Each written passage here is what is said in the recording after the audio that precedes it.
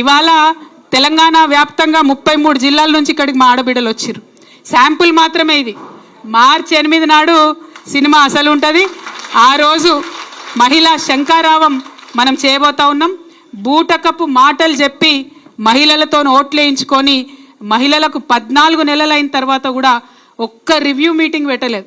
అంటే ఎంత చిన్న చూపు ఉండాలి. ఆడపిల్లలు ఎందుకు అడుగుతారులే అని అనుకుంటున్నది ప్రభుత్వం. కానీ ఖచ్చితంగా అడుగుతాం. మార్చి 8వ తారీఖు నాడు ఇంకా బలంగా అడుగుతాం. రాష్ట్ర వ్యాప్తంగా తరలి వచ్చి అడుగుతామని ఈ సందర్భంగా తెలియజేస్తూ, మరి మహిళలను మీరు అల్కగా తీసుకోకండి. మాకు ఇచ్చినటువంటి మాటల మీద గౌరవ ముఖ్యమంత్రి గారు తక్షణమే రివ్యూ మీటింగ్ పెట్టాలి. రేషన్ కార్డులు నిన్న పోర్టల్ ఓపెన్ అయిందన్నారు, మళ్ళీ చూస్తే మళ్ళీ బంద్ అయిందంటారు, మళ్ళీ ఓపెన్ అయిందంటారు. అది నిరంతర ప్రక్రియగా జరిగేటట్టు దయచేసి చేయాలి. రెండవది 200 యూనిట్ల కరెంటు 500 మందికి ఒకరికి వస్తున్నది, అందరికి వస్తలేదు. వచ్చేటట్టుగా పేదవాళ్ళకు అందేటట్టుగా ప్రయత్నం చేయాలి. మీరు ఫ్రీ బస్ ఇచ్చిండ్రు, మిగతా అన్ని తుసుమనిపించారు. అట్లా కాకుండా ఫ్రీ బస్ ఇచ్చినప్పుడు కూడా మహిళలకు గౌరవం లేకుండా పోతున్నది, మర్యాద లేకుండా పోతున్నది. బస్సుల సంఖ్య దయచేసి పెంచండి. బస్ స్టాండ్లో డ్రైవర్లను ఆపేటట్టుగా మీరు స్ట్రిక్ట్గా వాళ్ళకి ఇన్స్ట్రక్షన్లు ఇవ్వండి.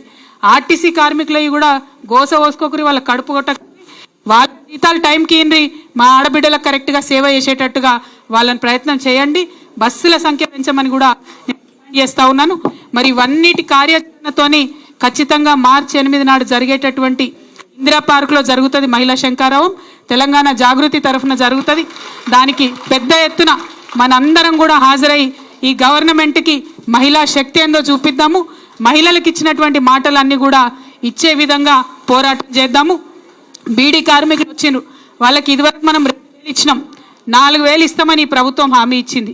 ఆ 4,000 కూడా తక్షణమే ఇవ్వాలని కూడా మేము డిమాండ్ చేస్తూ, మరి అనేకమైనటువంటి మహిళా సమస్యల పట్ల కూడా ఇంకా పెద్ద ఎత్తున మాట్లాడడానికి మార్చి 8 మీటింగ్కి తరలి రావాలని తెలంగాణ ఆడబిడ్డలందరికీ కూడా తెలియజేస్తూ ఉన్నాను.